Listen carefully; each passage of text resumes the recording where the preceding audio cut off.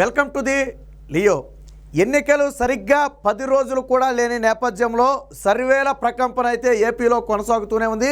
ఇప్పటికే వివిధ జాతీయ సర్వేలు కానివ్వండి, ప్రాంతీయ సర్వేలు కానివ్వండి, ఆంధ్రప్రదేశ్లో కూటమి ప్రభంజనం సృష్టిస్తుందని తేల్చి చెప్పాయి. తాజాగా మరొక సర్వే అయితే రావడం జరిగింది. All India people pole survey అని చెప్పి ఒక సర్వే అయితే రావడం జరిగింది. ఈ సర్వే గతంలో కర్ణాటకలో కానివ్వండి, తమిళనాడులో కానివ్వండి, లేదా తెలంగాణలో కానివ్వండి నిర్వహించినటువంటి పోల్ సర్వేలన్నీ కూడా ఎగ్జాక్ట్ ఫలితాలకు దగ్గరగా ఉన్నాయి.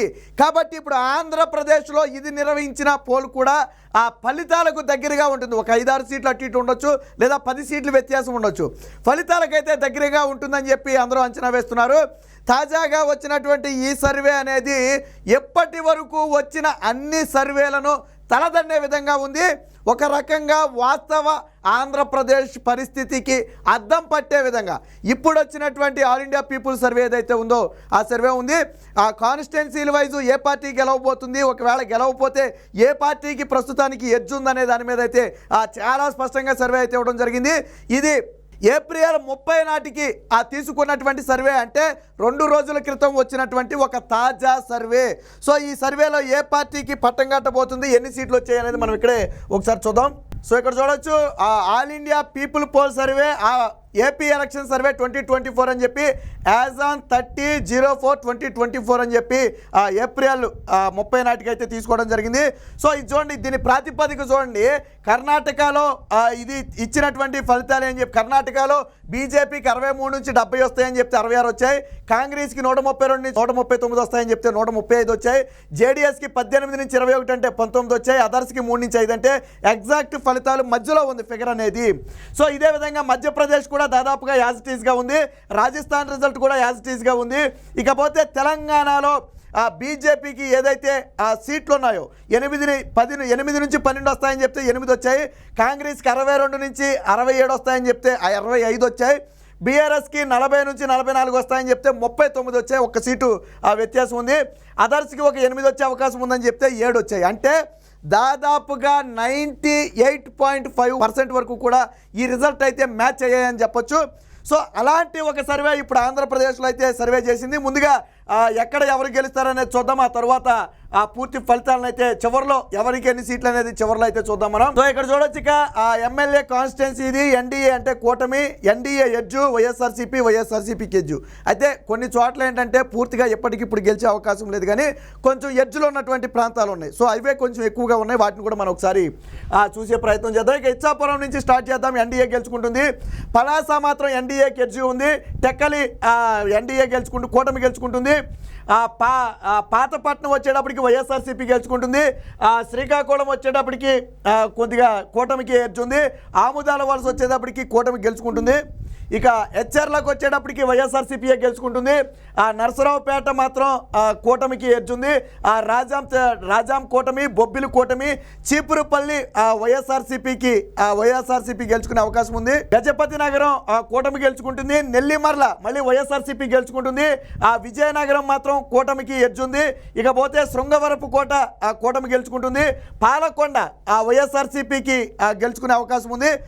ఇకపోతే కురుపాం వచ్చేటప్పటికి వైఎస్ఆర్సీపీకి ఎడ్జ్ ఉంది.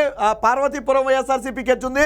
సాలూరు వైఎస్ఆర్సీపీ, అరకు వ్యాలీ వైఎస్ఆర్సీపీ, పాడేరు దాదాపుగా వరుసగా ఈ 5 కూడా వైఎస్ఆర్సీపీకి ఎడ్జ్ ఉంది. సో కాబట్టి అది గెలిచే అవకాశం అయితే ఎక్కువగా కనపడుతుంది ఆ ప్రాంతాల్లో.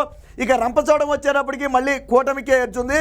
ఇక భీమిలి కూటమి, విశాఖ ఈస్ట్ కూటమి, విశాఖ సౌత్ కూటమి, విశాఖ నార్త్ కూటమి, విశాఖ వెస్ట్ కూటమి, విశాఖ 4 మూలలో కూడా కూటమి అయితే విజయం సాధిస్తుంది.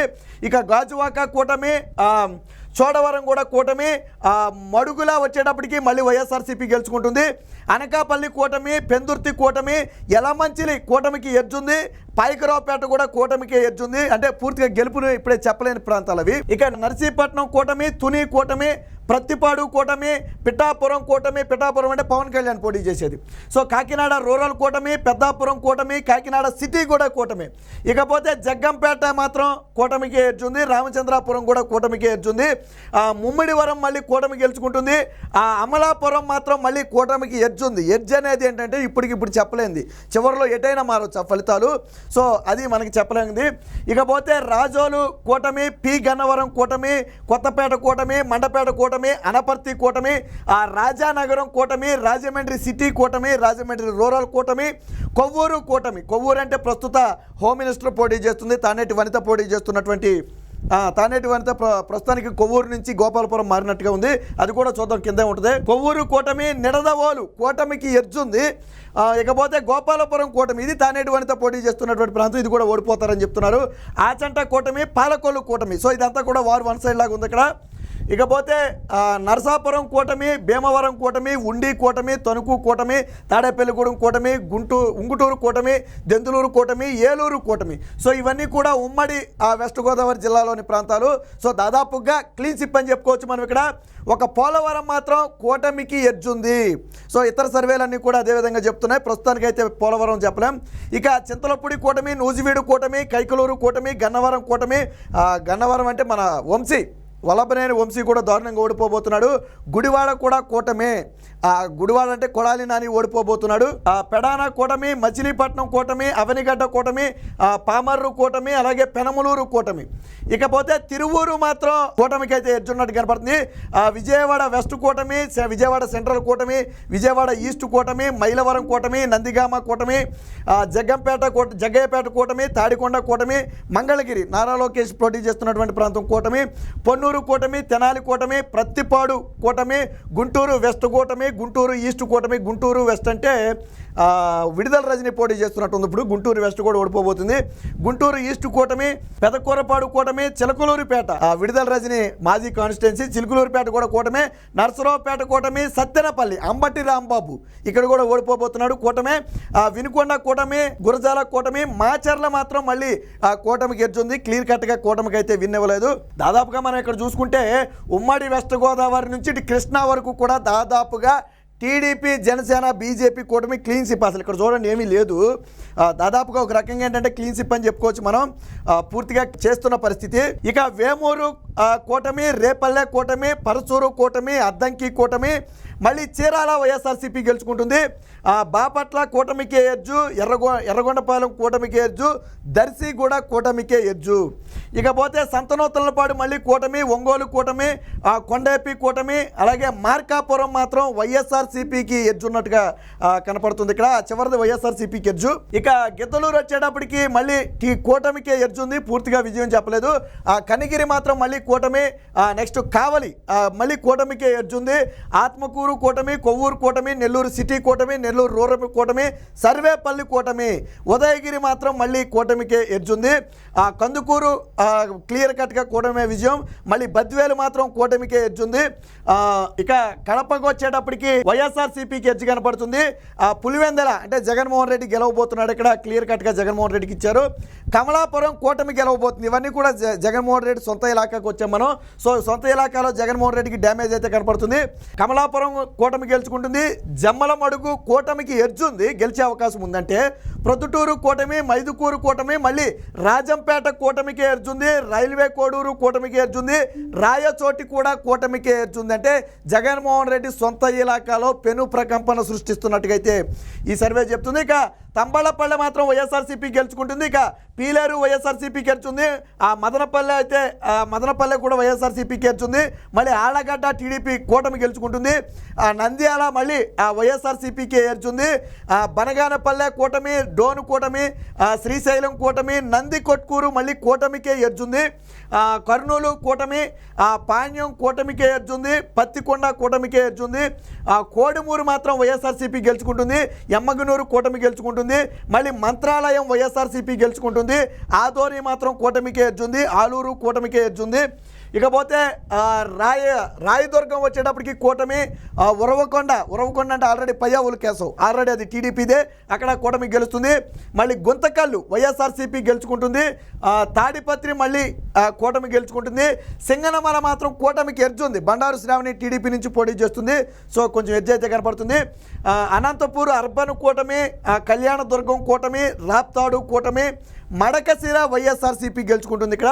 ఇకపోతే హిందూపురం నందమూరి బాలకృష్ణ పోటీ చేస్తున్నటువంటి ప్రాంతం కూటమి గెలుస్తుంది. పెనుగొండ కూటమి, పుట్టపర్తి కూటమి, మళ్ళీ ధర్మవరం వైఎస్ఆర్సీపీకి ఎడ్జు కనపడుతుంది ఇక్కడ. కదిరి కూటమి, గూడూరు కూటమి, ఇకపోతే సూళ్లూరుపేట మాత్రం మళ్ళీ కూటమికి ఎడ్జ్ ఉంది. ఇక్కడ వెంకటగిరి కూటమి, తిరుపతి కూటమి, చంద్రగిరి కూటమి, శ్రీకాళహస్తి మాత్రం మళ్ళీ కూటమికి ఎడ్జ్ ఉంది. ఇక్కడ సత్యవేడు కూటమి, పొంగనూరు అంటే పెద్దిరెడ్డి రామచంద్రారెడ్డి, ఇక్కడ మాత్రం వైఎస్ఆర్సీపీ గెలవబోతుంది. ఇక నగరి కూటమి అంటే రోజా దారుణంగా ఓడిపోబోతుంది. ఇక్కడ జీడు నెల్లూరు మాత్రం ఎడ్జ్ కనపడుతుంది కూటమికి, చిత్తూరు కూటమికి ఎడ్జ్ ఉంది, పోతలపట్టు మళ్ళీ కూటమికి ఎడ్జ్ ఉంది ఎస్సీ కాన్స్టిట్యున్సీ, పెనమలూరు మళ్ళీ కూటమి గెలవబోతుంది, కుప్పం కూటమి గెలవబోతుంది. కుప్పం అంటే నారా చంద్రబాబు నాయుడు గారు. సో ఇది మొత్తంగా 175 నియోజకవర్గాలను అయితే మనం తీసుకోవడం జరిగింది. సో పార్లమెంట్ వైజ్ కూడా మనం ఒకసారి పరిశీలిద్దాం, తర్వాత ఎన్ని సీట్లు ఏంటనేది చూద్దాం. శ్రీకాకుళం కూటమి గెలవబోతుంది, విజయనగరం మాత్రం కొంచెం కూటమికే ఎడ్జ్ ఉంది, అరకు వైఎస్ఆర్సీపీ గెలవబోతుంది, విశాఖ కూటమి, అనకాపల్లి కూటమి, రాజమండ్రి కూటమి, కాకినాడ కూటమి, అమలాపురం కూటమి, నరసాపురం కూటమి, ఏలూరు కూటమి, మచిలీపట్నం కూటమి, విజయవాడ కూటమి, గుంటూరు. విజయవాడ అంటే ఇప్పుడు అటుపక్క నుంచి పోటీ చేస్తున్నటువంటి కేసినేని నాని టీడీపీ నుంచి వైసీపీలోకి వెళ్ళి పోటీ చేస్తున్నాడు, దారుణంగా ఓడిపోబోతున్నాడు. ఇక గుంటూరు కూటమి, బాపట్ల కూటమి, నరసరావుపేటలో మనకి మాజీ ఇరిగేషన్ మినిస్టర్ అయినటువంటి అనిల్ కుమార్ యాదవ్ అక్కడి నుంచి ఎంపీగా పోటీ చేస్తున్నాడు, ఆయన ఓడిపోబోతున్నాడు, ఇక్కడ కూడా కూటమి గెలవబోతుంది. ఇక ఒంగోలు కూటమి, నెల్లూరు కూటమి, తిరుపతి కూటమి, అనంతపూర్ కూటమి, హిందూపూర్ కూటమి, కర్నూలు మాత్రం మళ్ళీ వైఎస్ఆర్సీపీ గెలిచి కనపడుతుంది, నంద్యాల కూటమి గెలుస్తుంది, కడప మళ్ళీ ఇక్కడ కడప చూడండి ఒకసారి, కడప వైఎస్ఆర్సీపీకి ఎడ్జ్ ఉంది తప్ప పూర్తిగా చెప్పలేని పరిస్థితి. అవినాష్ రెడ్డి పోటీ చేస్తున్నాడు, అక్కడ వైఎస్ఆర్సీపీకి ఎడ్జ్ ఉంది కానీ క్లియర్ కట్గా విన్ అయితే వాళ్ళు ఇవ్వలేదు. సో కడపలో కూడా కొంత పరిస్థితులు ప్రభావం అయితే మారిందని తెలుస్తుంది. ఇక రాజంపేట వచ్చేటప్పటికి మళ్ళీ కూటమికే ఎడ్జ్ ఉంది, చిత్తూరు కూటమి గెలవబోతుంది. సో ఇది ఎంపీ స్థానాలు, ఇంతకుముందు చూసిన ఎమ్మెల్యే స్థానాలు. ఇప్పుడు ఓవరాల్గా సీట్లను అయితే మనం ఒకసారి పరిశీలించే ప్రయత్నం చేద్దాం, ఏ పార్టీకి వస్తున్నాయో. సో ఇక్కడ చూడొచ్చు, ఎన్డీఏ కూటమికి అంటే టీడీపీ, జనసేన, బీజేపీ కూటమికి 114 సీట్లు రాబోతున్నాయి. కూటమికి ఎడ్జ్గా ఉన్నటువంటి సీట్లు 36. సో ఈ 36లో దాదాపుగా ఒక 50% లేదా 60%. ఎడ్జ్ అంటే క్లియర్ కట్గా విన్నుని చెప్పలేని పరిస్థితి, బట్ కొద్ది గొప్ప ఉన్నటువంటి ఆ పార్టీకి అనుకూలం. సో దాదాపుగా ఒక 20 సీట్లు అందులో గెలుచుకున్న 114 ప్లస్ 20 దాదాపుగా 134 సీట్లు అవుతుంది కూటమి. ఒకవేళ ఇందులో ఒక 20 సీట్లు కానీ కూటమి గెలుచుకుంటుంది, మిగిలిన 16 పోనీ వైఎస్ఆర్సీపీకే మళ్ళీ అనుకున్నా. సో ఇక వైఎస్ఆర్సీపీ క్లియర్ కట్గా ఇప్పటికిప్పుడు ఎన్నికలు జరిగితే గెలిచే సీట్లు కేవలం 11 మాత్రమే. ఇది వైఎస్ఆర్సీపీకి ఎడ్జ్ ఉన్నటువంటి మొత్తం సీట్లు 14. పోనీ అందులో 14కి 14 సీట్లు వైఎస్ఆర్సీపీఏ గెలిచిన, ఎడ్జ్ మొత్తం వైఎస్ఆర్సీపీకి ఉన్న సీట్లన్నీ వైఎస్ఆర్సీపీఏ గెలిచిన ఎంత అవుతుంది? 25 సీట్లకు మించటం లేదు. ఇక్కడ చూడండి, కూటమిలో సగం సీట్లు గెలిచినా, ఇప్పుడు ఎడ్జ్లో సగం సీట్లు గెలిచినా 130కి ప్లస్ వస్తున్నాయి.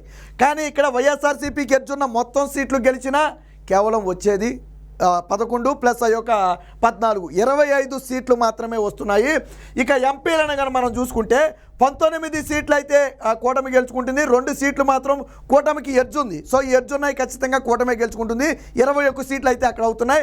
ఇక వైఎస్ఆర్సీపీకి 2 సీట్లు ఎడ్జ్ ఉంది. పోనీ ఆ 2 కూడా వైఎస్ఆర్సీపీ గెలుచుకున్న 4 సీట్లకు పెంచదు. కానీ ఇప్పటికిప్పుడు ఎన్నికలు జరిగితే వైఎస్ఆర్సీపీకి వచ్చే ఎంపీ స్థానాలు కేవలం 2 మాత్రమే, కూటమికి 19 వస్తున్నాయి. ఎడ్జులను కాసేపు పక్కన పెడదాం.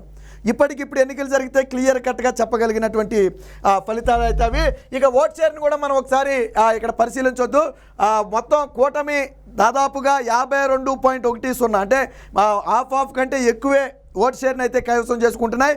ఇక వైఎస్ఆర్సీపీ 42.60 అంటే దాదాపుగా 43%, నియర్లీ 43% ఓట్ షేర్ని అయితే కైవసం చేసుకుంటుంది. దాదాపుగా 51 నుంచి 43కి దాదాపుగా వైఎస్ఆర్సీపీ పడిపోయింది, అంటే 8% ఓట్ షేర్ని అయితే కోల్పోయినట్టు తెలుస్తుంది. ఇక అదర్స్ మాత్రం 5%, 5.3 ఎగ్జాక్ట్గా చెప్పాలంటే. సో ఇదే మొత్తంగా ఏదైతే ఉందో ఇక్కడ మనం మ్యాప్లో కనుక పరిశీలించినట్టయితే ఇక్కడ చూడొచ్చు, టీడీపీకి 114, 19 ఎంపీ స్థానాలు. ఇకపోతే ఎన్డీఏ కూటమికి ఎడ్జ్ ఉన్నటువంటివి ఉన్నటువంటివి 36, ఇక్కడ ఎంపీల్లో ఎడ్జ్ ఉన్నటువంటివి 2. ఇక వైఎస్ఆర్సీపీ గెలుచుకునే మొత్తం స్థానాలు 11, ఎడ్జ్ ఉన్నటువంటివి 2. ఇక వైఎస్ఆర్సీపీ గెలుచుకునే మొత్తం ఎడ్జ్ ఉన్నటువంటి 14, ఎంపీల్లో ఉన్నవి కేవలం 2. సో ఈ విధంగా అయితే మొత్తంగా ఓట్ షేర్ అయితే ఉంది.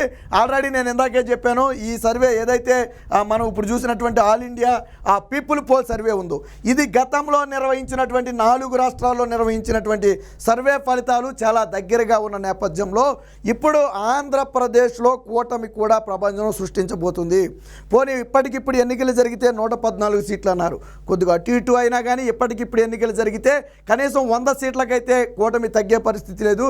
ఏది మనం ఎడ్జులను పక్కన పెట్టి మాట్లాడుతున్నాం, ఎడ్జులను కూడా కలుపుకుంటే కూటమి 135+ రావటం ఖాయం.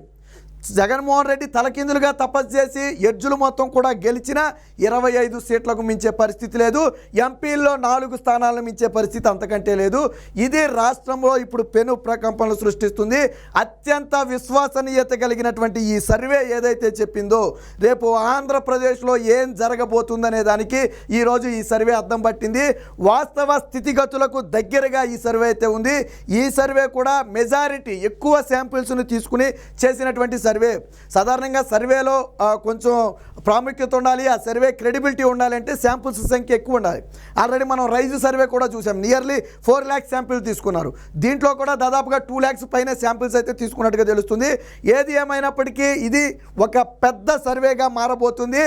ఆంధ్రప్రదేశ్లో రాబోయే కూటమి సునామీని ఈరోజు ఏదైతే ఈ all India people pole survey ఉందో అది బహిర్గతం చేసింది.